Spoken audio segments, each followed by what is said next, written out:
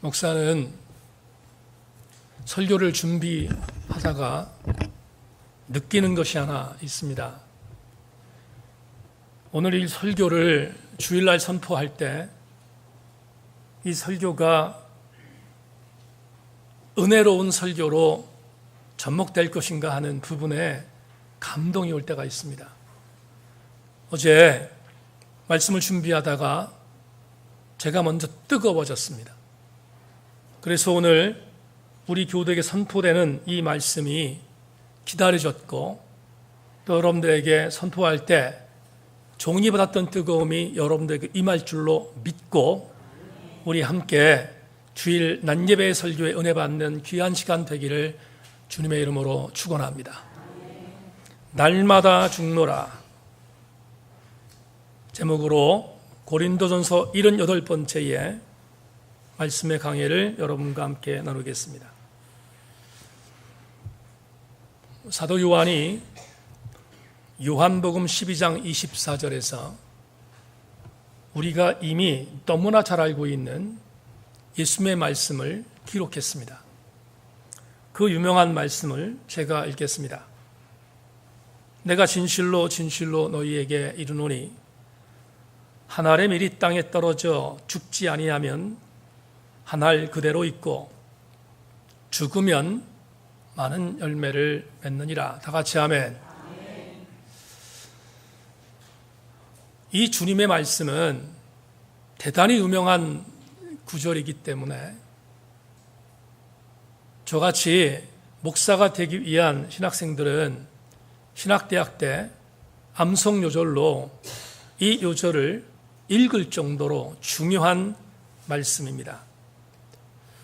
그런데 이 말씀 속에 담겨 있는 이 구절의 의미가 대단히 중요한 영적 교훈을 담고 있다는 것을 아십니까? 우리는 너무 유명한 구절로 이 구절을 암송할 정도로 알고 있지만 이 구절은 세상의 가치와 충돌한다는 것입니다. 세상은 우리에게 살아남으라고 권면합니다. 어떻게 하든 수단과 방법을 동원하지 말고 살아남으라고 권면합니다. 어떻게 하든이라는 부사 속에 담겨있는 의미는 내가 살아남기 위해서 제3자를 짓밟아도 된다는 의미까지 포함되어 있습니다. 그런데 성경의 지시는 반대입니다.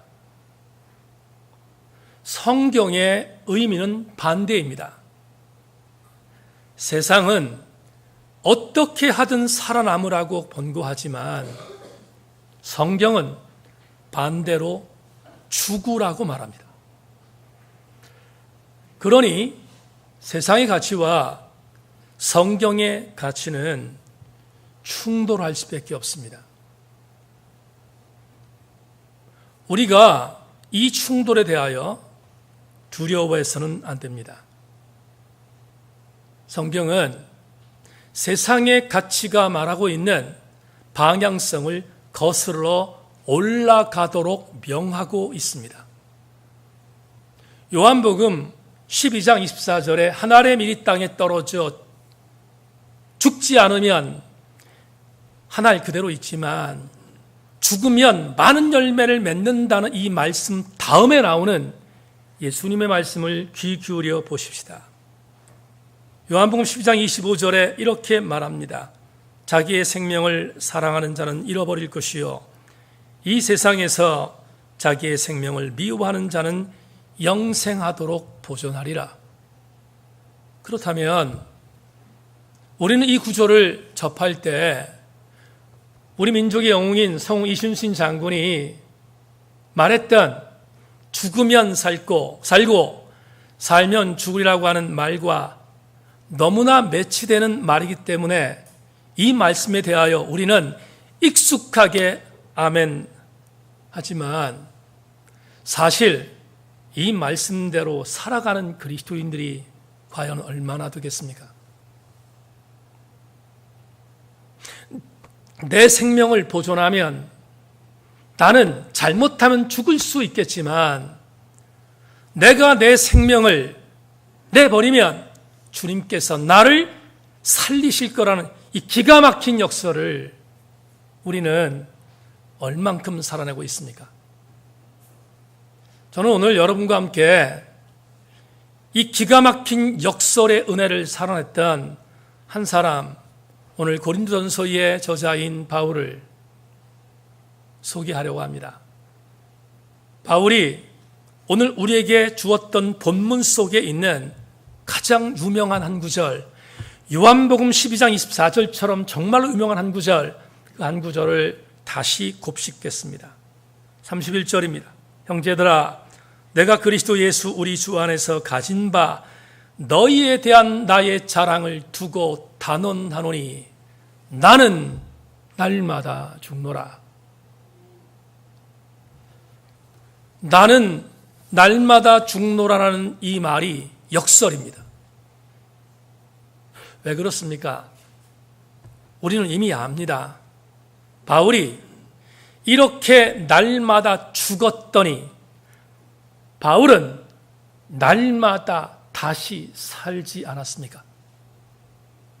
그래서 우리는 나는 날마다 죽노라라는 이 오늘 설교의 제목의 바울의 이 고백이 기가 막힌 하나님의 은혜 역설인 것을 아멘 해야 할 것입니다. 오늘 본문 29절을 여러분 주목해 주길 바랍니다. 왜냐하면 이 구절은 해석하기가 어렵기 때문입니다. 이 29절 자체를 그냥 읽으면 무슨 소리인지 모릅니다. 왜냐하면 이 구절은 성경의 배경을 이해하지 않으면 이해할 수 없기 때문입니다. 먼저 29절을 그대로 읽어드리겠습니다. 만일 죽은 자들이 도무지 다시 살아나지 못하면 죽은 자들을 위하여 세례를 받은 자들이 무엇을 하겠느냐? 어찌하여 그들을 위하여 세례를 받느냐? 분명히 29절에 이렇게 기록되어 있는데 이게 도대체 무슨 소리인지를 알 수 없습니다. 이유는 2018년을 사는 지금 우리 시대에 이 구절은 이해할 수 없기 때문입니다. 그러나 고린도전서가 기록된 주후 1세기에 이 상황을 고린도 지역과 함께 맞물리면 이 구절은 대단히 중요한 오늘 설교의 교훈을 허락해 주고 있습니다. 두 가지 해석이 있음을 여러분에게 설명하겠습니다. 29절을 해석한 이 구절의 가장 좋은 해석으로 받아들인 톰 라이트 교수의 이 해석을 여러분과 함께 나누기를 원합니다. 29절을 보면 이런 구절이 있습니다. 죽은 자들을 위하여 세례를 받는 행위가 있습니다. 여러분, 사실은 목회를 하면서 임종을 앞둔 성도들에게 임종세례를 준 적이 있습니다. 예수 그리스도를 믿겠다고 하는 정서적인 고백만 있어도 임종세례를 베풀었습니다. 목사는 한 명의 영혼이라도 주님께 돌리는 것이 간절한 소망이 아닙니까? 그런데 중요한 것은 임종 직전에 살아있는 자에게 세례를 준 것입니다. 기독교 신앙은 죽은 자에게 세례를 베풀지 않습니다. 그런데 29절을 보면 죽은 자들을 위하여 세례를 받는 자가 있다고 말하지 않습니까? 이게 도대체 무슨 의미가 있는가? 톰 라이트 교수는 두 가지로 이 구절을 해석합니다. 첫 번째는 관행이라는 해석입니다. 어떤 관행인가 설명하겠습니다. 고린도 교회 신자들 중에서 세례를 받지 못하고 죽은 자들이 있습니다. 여기서 주목할 것은 이들은 고린도 교회의 신자들이라는 것입니다. 이 말을 이렇게 표현합시다. AD 1세기에 교회 공동체의 대부분의 세례를 받을 때는 엄격한 잣대가 있었는데 세례를 생각할 정도라면 이 죽은 자는 굉장한 신앙의 정도가 있었음을 짐작할 수 있게 합니다. 그런데 AD 1세기에 전염병이 창궐하고 갑자기 죽어가는 사람들이 있을 수 있습니다. 이 사람도 세례를 받기로 마음 먹었는데 미처 세례를 받지 못하고 죽은 것입니다. 그럴 때 이 사람은 세례를 받지 않고 죽었기 때문에 고린도 교회에 바울이 전하고 있는 신학의 사상에 의하면 부활에 참여하지 못합니다. 그러자 고린도 교회 성도들이 자구책으로 생각해낸 관행이 있었습니다. 그 관행이 어떤 건가? 세례를 받지 못하고 죽은 신자를 위하여 살아있는 자 중에 이 죽은 자를 사랑했던 자가 대신 세례를 받는 것입니다. 미리 말씀드렸지만 신학적이지 않습니다.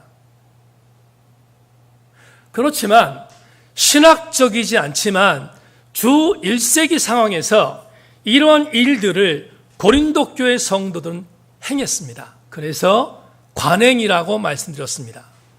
그래도 감사한 것은 비신학적인 이 관행이 오래 가지 않았다는 것입니다. 두 번째 해석이 있습니다. 두 번째 해석은 첫 번째 해석과는 조금 다릅니다. 이 경우는 이런 것입니다. 어떤 신자가 세례를 받지 못하고 죽었습니다. 그런데 그 신자와 가장 친했던 불신자가 있습니다. 이해되셨습니까? 여러분, 우리 그리스도인들 중에서, 여러분들 중에서 믿지 않는 친구들이 있을 거 아니에요. 똑같은 의미입니다. 그런데 자기의 사랑하는 친구가 죽었습니다. 세례를 받지 못한 상태에서 죽었습니다. 그런데 불신자 중이었던 친구가 이런 생각이 들었습니다. 내 친구가 믿었던 하나님, 내 친구가 믿었던 예수 그리스도, 소문에 의하면 그의 이름으로 세례를 받으면 부활에 참여한다고 했는데 내가 혹시 세례를 받는 것이 그 친구와 만나는 일이 아니겠는가 생각했습니다. 또 하나, 내가 사랑했던 친구 중에 세례를 받지 못하고 죽은 그리스도인이 있습니다. 일본과 똑같습니다. 그런데 세례를 받지 못하고 예수 그리스도를 믿었지만 세례를 받지 못하고 죽은 그 친구가 안타까워서 불신자로 살아있는 친구가 대신 세례를 받는 신자로 결단한 것입니다. 그게 두 번째의 해석입니다. 그렇다면 우리는 이 두 가지, 톰 나이트 교수가 해석한 해석의 두 가지를 보면서 비성서적이고 비신학적인 부분이 있다고 했지만 한 가지 분명한 공통점을 발견하게 됩니다. 무엇입니까? 고린도 교회 안에는 세례를 받은 자들이 부활할 것이라는 것을 믿었던 자들이 있다는 것입니다. 고린도 교회 공동체 안에는 적어도 부활의 믿음을 갖고 있었던 사람들이 있었음을 우리는 29절의 해석을 통해서 알게 되는 것입니다. 이어지는 30절부터 31절을 연이어 읽겠습니다. 또 어찌하여 우리가 언제나 위험을 무릅쓰리요? 형제들아, 내가 그리스도 예수 우리 주 안에서 가진 바 너희에 대한 나의 자랑을 두고 단언하노니. 그 다음에 너무 유명한 구절입니다. 나는 날마다 죽노라. 이 구절은 29절에 비해서 해석이 쉽습니다. 여러분, 바울은 신앙의 고백 속에서 나는 날마다 죽는다고 고백했습니다. 그런데 이 고백이 과연 무엇을 의미할까? 조금 더 여러분에게 깊이 해석하겠습니다. 사도행전 19장으로 여러분들을 초청하겠습니다. 바울은 고린도 전서라는 이 책을 에베소에서 썼다고 했습니다. 그런데 학자들에 의하면 바울은 에베소에 3번 방문하는 것으로 나와 있습니다. 그런데 첫 번째 바울이 에베소에 방문했을 때 그는 대단히 위험한 순간을 맞이했음을 사도행전 19장이 보고합니다. 어떤 것이었습니까?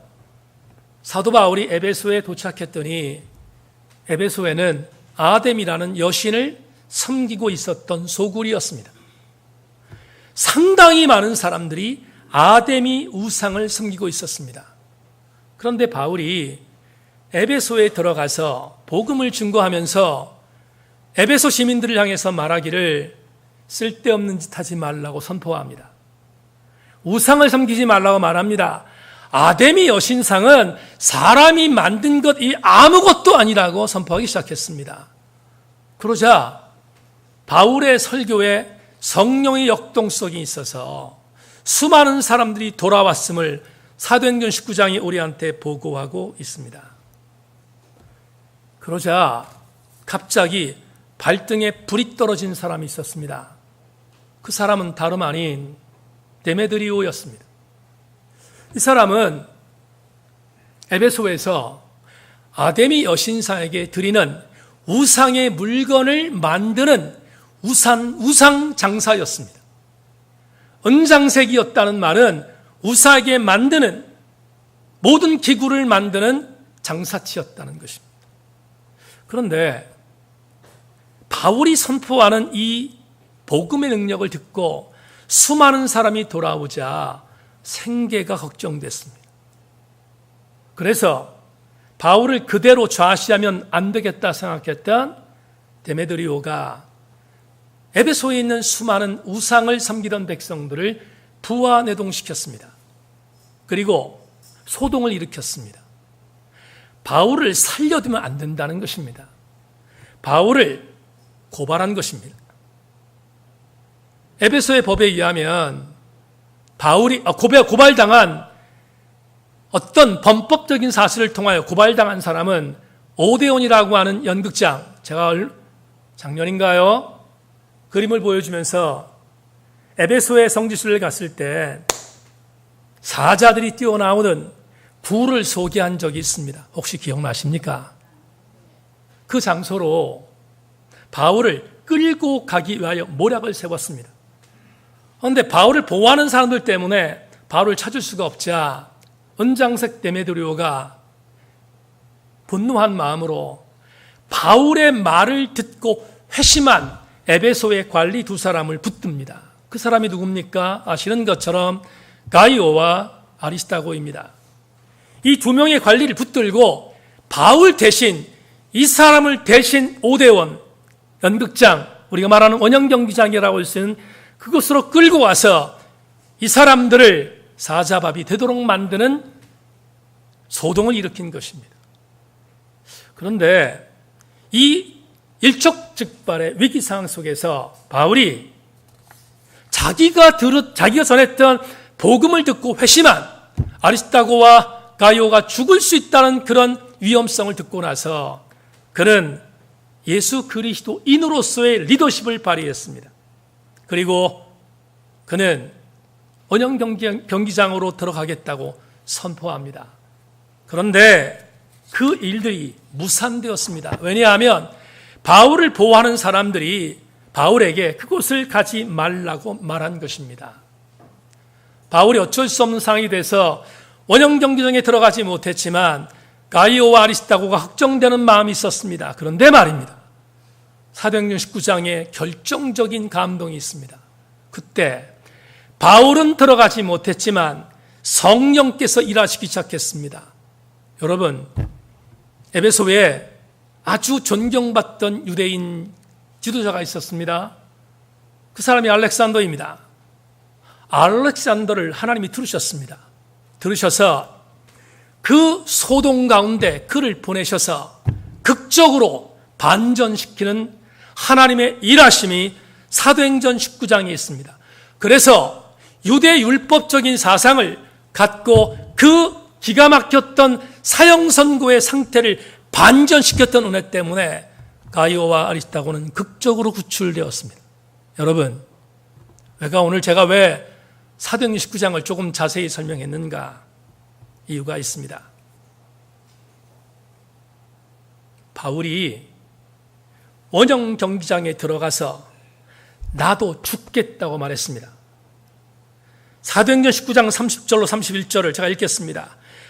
바울이 백성 가운데로 들어가고자 하나 제자들이 말리고 또 아시아의 관리 중에 바울의 친구된 어떤 이들이 그에게 통지하여 연극장에 들어가지 말라 권하더라.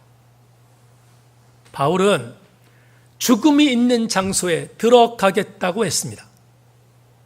여러분, 세상에 죽음을 좋아하는 사람이 어디 있습니까? 누가 세상에 죽음을 동경합니까? 그건 정신병자입니다. 죽음을 사모하는 자는 없습니다. 그런데 바울은 이 죽음의 길로 들어가겠다고 선포했습니다. 어떻게 이런 담대함이 있었을까? 어렵지 않습니다. 여러분, 형이상학적으로 어렵게 말하지 않습니다. 바울이 죽음을 두려워하지 않을 수 있었던 이유는 바울이 갖고 있었던 부활 믿음 때문이었습니다. 그는 부활을 믿었어요. 부활을 믿었기에 그는 죽음도 불사하며 5대0으로 들어가겠다고 결심한 것입니다. 왜 오늘 이 말씀을 드렸는가? 오늘 본문도 돌아갑시다. 오늘 본문에 보면 조금 전에 여러분에게 읽어드린 말씀을 보십시다. 32절, 내가 사람의 방법으로 에베소에서 맹수와 더불어 싸웠다면 내게 무슨 유익이 있으리요? 죽은 자가 다시 살아나지 못한다면 내일 죽을 터이고 먹고 마시자리라. 여러분, 전반절에 맹수와 내가 인간적인 방법으로 싸우지 않았다는 이 에둘룸이 무엇을 의미합니까? 이것입니다. 나는 부활을 믿었기에 죽음을 두려워하지 않아서 그들과 함께 죽기를 각오했지만 성령께서 이 놀라운 역사를 이루어졌다는 이야기를 오늘 본문에서 우리에게 말하고 있지 않습니까?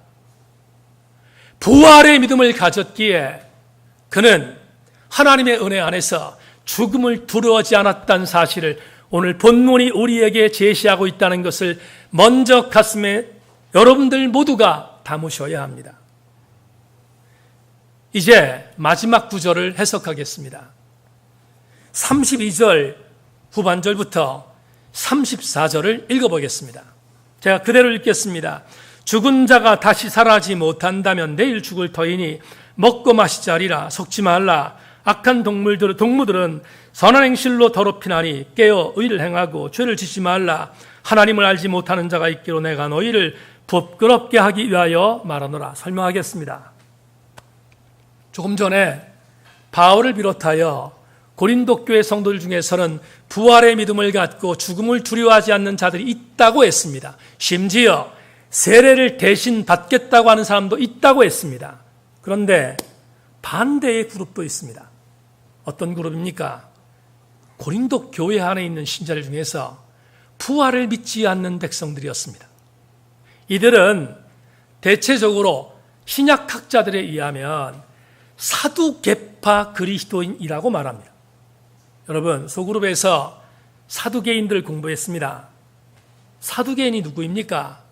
유대인들이었습니다. 그런데 이들은 부활을 믿지 않았습니다. 영을 믿지 않았습니다. 그러다 보니 이들은 부활신앙이 없습니다. 그런데 이들이 어떻게 고린도에 왔습니까? 말할 것도 없이 디아스포라 유다인들이었습니다. 고향을 떠나서 그리스의 고린도까지 와서 살고 있었던 사두개적인 유대인들 중에 예수 그리스도의 복음을 들었던 그들이 변화되어 예수 그리스도를 믿는 고린도교의 신자들이 되었습니다. 그런데 성향을 바꾸기가 쉽지 않습니다. 그들은 고린도교 안에 있는 예수 그리스도인들이었지만 부활을 믿지 않았기 때문에 이 세상에서의 삶을 즐기는 것을 만족했습니다.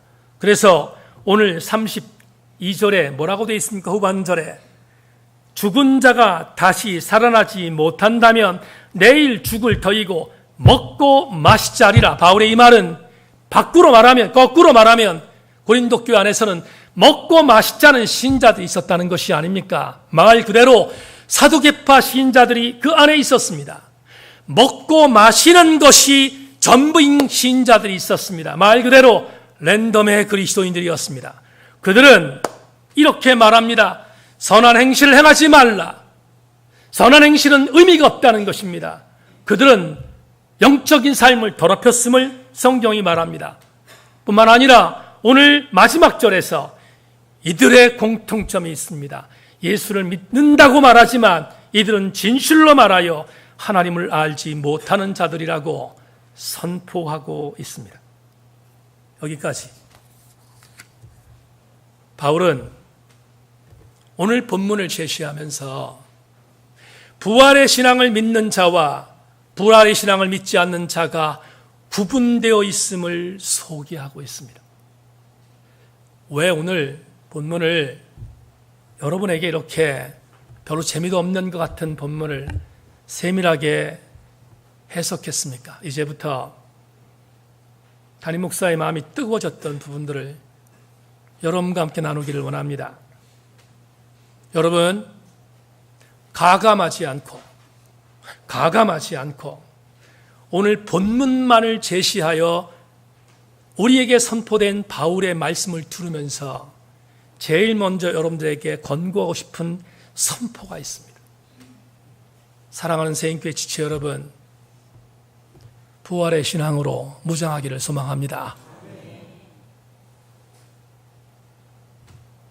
이것을 전제하면서 오늘 본문을 해석한 이후 여러분에게 바울이 나는 날마다 죽노라 라고 고백했던 그 고백의 이면에 담긴 부활신앙의 은혜를 나누기를 원합니다. 사랑하는 여러분, 사도 바울이 왜 나는 날마다 죽는다는 역설의 신앙적인 선포를 고린도 교회 성도들에게 선언했을까? 나는 날마다 죽는다고 했는데 그 죽는다는 것이 과연 무엇일까? 그걸 오늘 설교의 교훈으로 삼겠습니다. 자막 보겠습니다. 나는 날마다 죽는다는 바울의 고백에 담긴 이면의 신앙의 교훈은 이것입니다. 내가 죽여야 할 것은, 내가 날마다 죽어야 하는 것은 나의 나됨이 전적인 나로 인함이라는 신앙의 착각을 죽이는 것입니다. 나의 나됨이 전적인 나 때문이다 라고 말하는 신앙의 착각을 죽이는 것, 그냥 죽이는 것이 아니라 날마다 죽이는 것, 그게 부활신앙입니다. 우린 고린도서 15장 10절에서 가장 은혜로운 구절을 이미 보았습니다. 이 구절은 같이 읽겠습니다. 고린도서 15장 10절 같이 읽습니다. 시작. 그러나 내가 나된 것은 하나님의 은혜로 된 것이니 내게 주신 그의 은혜가 헛되지 아니하여 내가 모든 사도보다 더 많이 수고하였으나 내가 한 것이 아니요 오직 나와 함께 하신 하나님의 은혜로라. 다 같이 아멘. 분명히 우리는 바울이 나의 나된 것은 전적인 하나님의 은혜라는 고백을 들었습니다. 반대 신앙이 무엇입니까? 나의 나된 것은 전적인 하나님의 은혜가 아니라 나의 나된 것은 전적인 나 때문이라고 고백하는 사람은 부활을 믿지 않는 백성입니다. 여러분, 바울을 보십시다. 바울이 사도행전 9장 이전에 사울로 살았을 때 그의 이름은 사울이었습니다. 사울은 번역하면, 의역하면 사울은 가장 높은 자라는 뜻입니다. 그런데 사도행전 9장에서 다메섹에서 예수 그리스도를 만난 사울이 그의 이름을 바울로 바꿨습니다. 바울이라는 이름을 의역하면 가장 낮은 자가 됩니다. 가장 높은 자에서 가장 낮은 자로 바뀌어진 삶, 이게 무엇을 의미하는지 여러분 아십니까? 바울은 사울로 살았을 때 나의 나됨은 전적인 나됨이라고 믿었지만 그가 예수 그리스도를 만난 이후 바울이 된 이후부터 나의 나됨은 전적인 하나님의 은혜로 바뀌어졌다는 것입니다. 우리는 바울을 너무나 잘 알고 있습니다. 바울은 예수 그리스도를 인하여 그의 전생애를 걸었습니다. 그는 최고의 예수의 제자였습니다. 그리고 예수 그리스도의 이름으로 말미암아 그는 엄청난 기적도 이루었습니다. 그리고 순간마다 사도 바울은 그가 바로 신이 될 정도로, 신이라고 인정할 정도로 추앙받는 길을 걸었습니다. 그는 마음만 먹으면 언제든지 사울로 돌아갈 수 있었습니다. 그런데 그는 사울로 돌아가지 않고 바울로 살았습니다. 제가 바울 서신을 읽고 있는 여러 성경 가운데서 사울이 바울로 살았던 믿음의 전성기의 구절, 두 구절을 소개하겠습니다.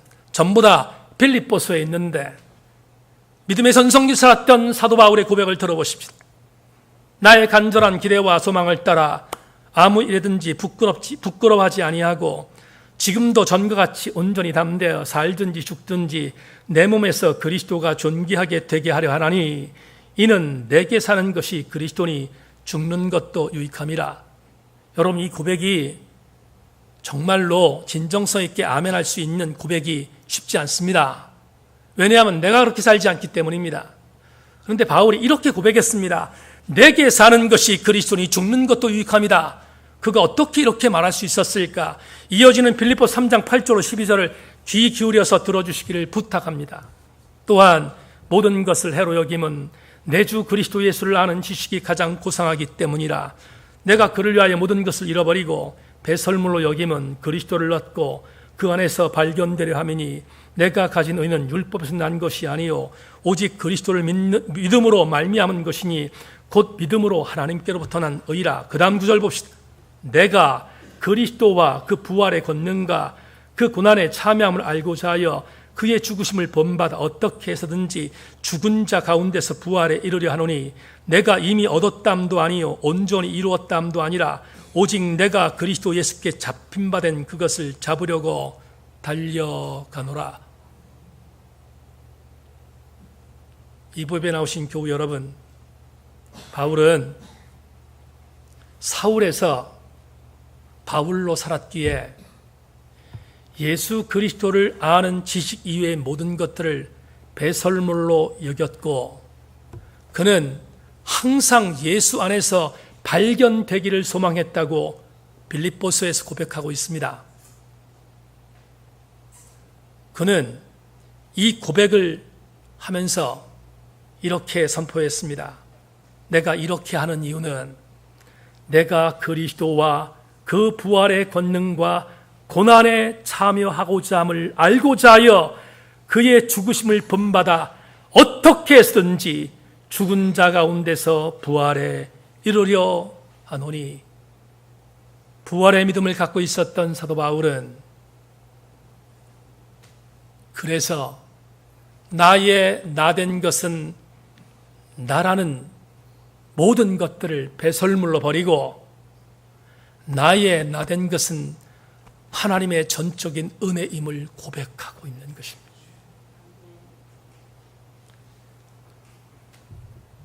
(20세기) 변증학자 C.S. 루이스가 순전한 기독교라는 아주 유명한 걸작에서 대단히 중요한 한 문장을 남겼습니다. 읽어드리겠습니다. 중요한 것은 변화의 본질 그 자체이지 변화가 일어날 때 느낌이 어떠했느냐가 아닙니다. 중요한 것은 자신의 노력을 의지하던 상태에서 완전히 절망하고 모든 것을 하나님께 맡기는 상태로 변화되었다는 사실 그 자체가 중요합니다. 여러분, 예를 하나 들겠습니다. C.S. 루이스가 자신의 노력을 의지하던 상태에서 완전히 절망하고 라는 문장을 썼습니다. 예를 들겠습니다. 다음 달에 우리 교회 청년들이 경상도로 아울리치를 떠납니다. 수련회 일정입니다.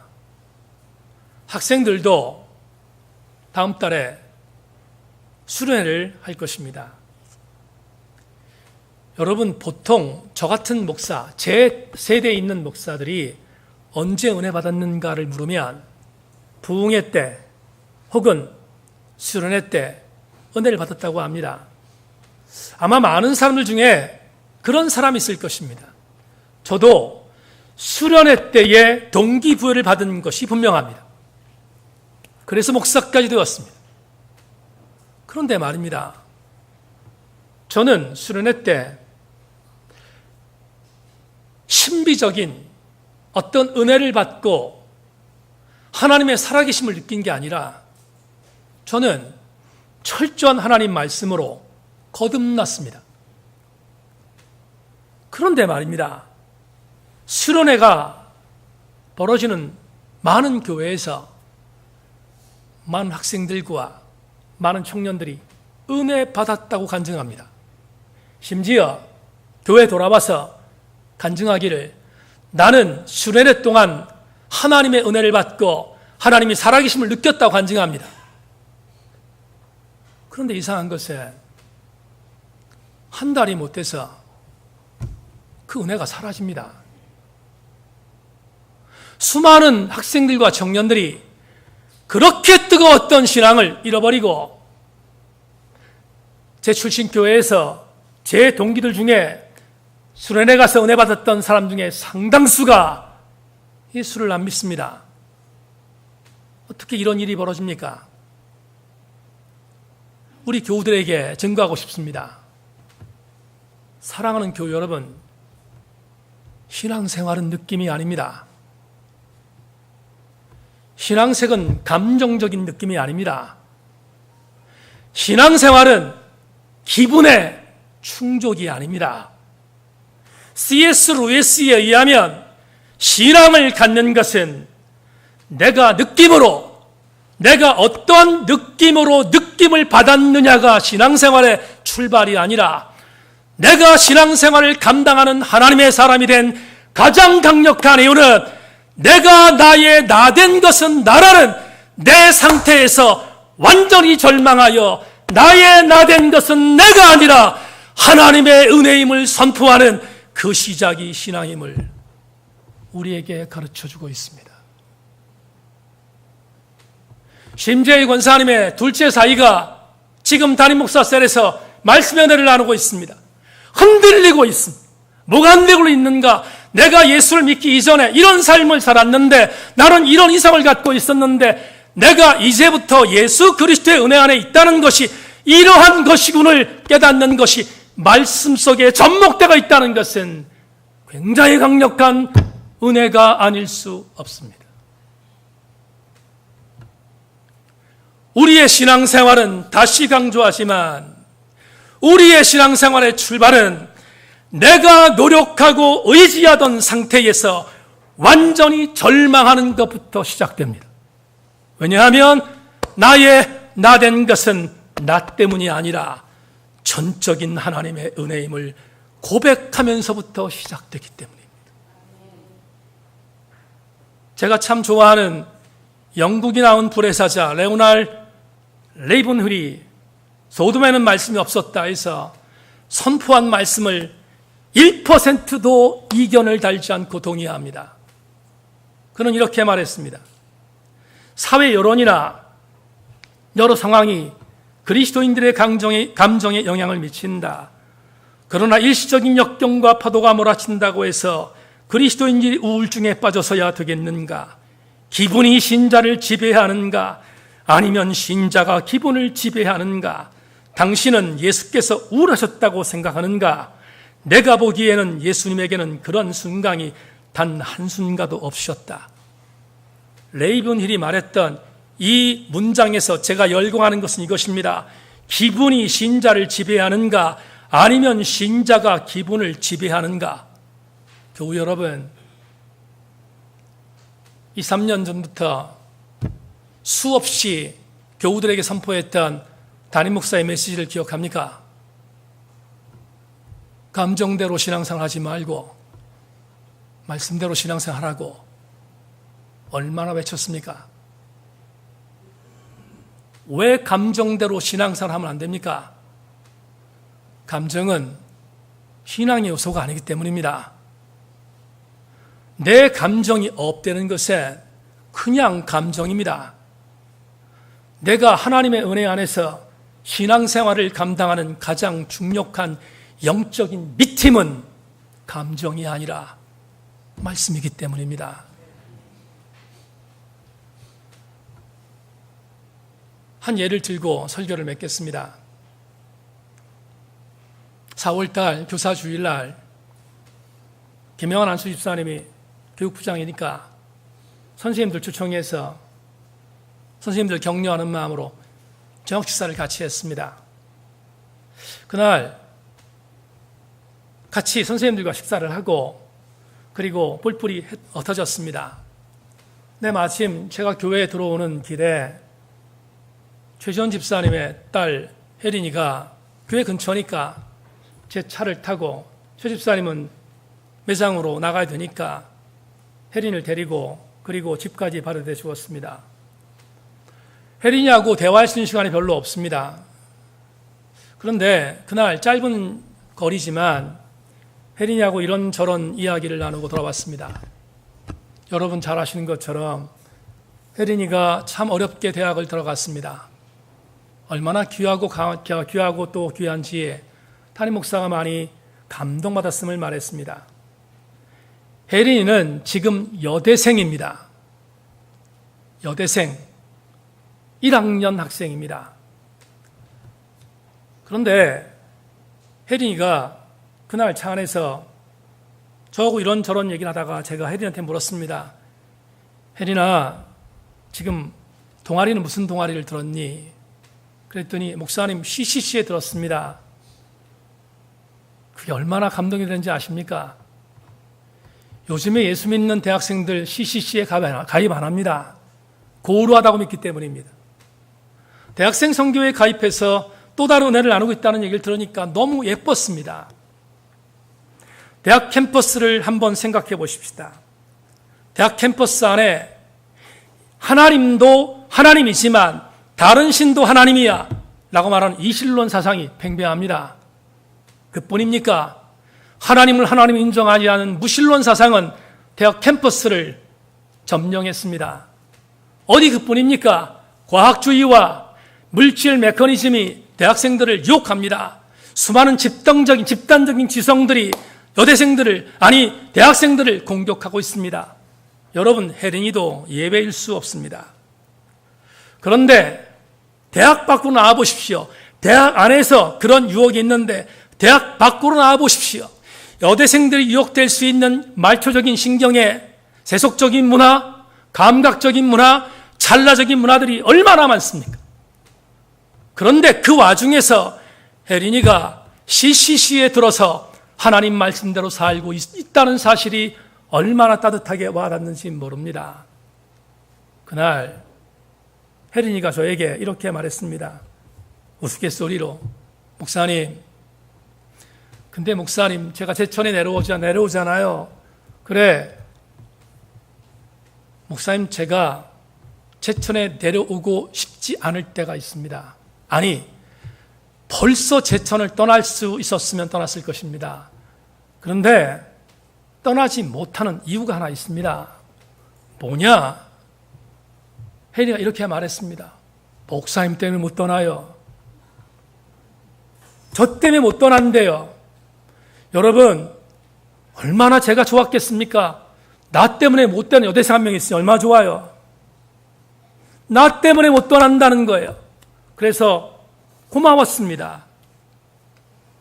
집에 내리기에 앞서서 혜린이가 저에게 이렇게 말했습니다. 근데 목사님, 왜 목사님 때문에 못 떠난지 아세요?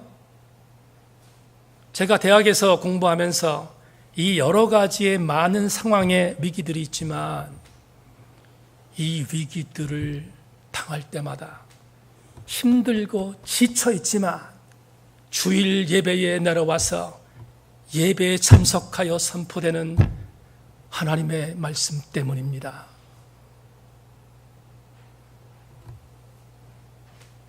아멘도 안 하는군요. 사랑하는 여러분, 여대생에게 얼마나 많은 세속적 가치가 공격하겠습니까? 그런데 혜린이가 붙들고 있는 것이 다른 것이 아니라 하나님 말씀이라니, 가장 감정적으로 예민한 그때 여대생인데 감정적인 기분이 아니라 말씀을 붙들고 있다니. 담임 목사는 그날 앞에서 표현하지 않았지만 행복한 목사가 이미 되어 있었습니다.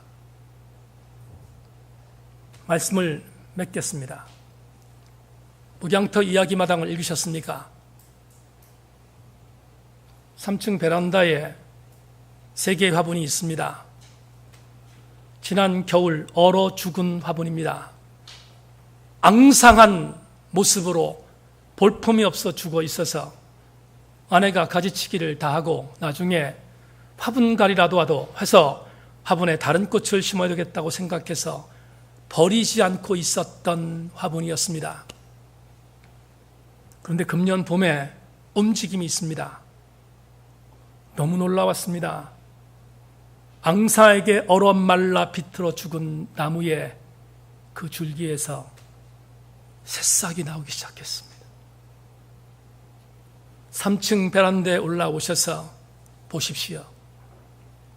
홈페이지에 갤러리에 들어오셔서 보십시오. 그 새싹이 얼마나 예쁜지. 세인교회 지체 여러분, 나의 나됨은 나입니다 라고 하는 철저한 무신론적인 죽음을 죽이십시오. 그리고 나의 나된 것은 전적인 하나님의 은혜임을 고백하십시오. 그래서 여러분의 신앙의 텃밭에 부활신앙으로 무장하여 날마다 새로 가지 뻗는 새싹들이 움트는 그런 부활의 믿음을 갖고 나는 날마다 죽노라의 신앙으로 승리하는 우리 모든 교우들 되기를 주님의 이름으로 축원합니다.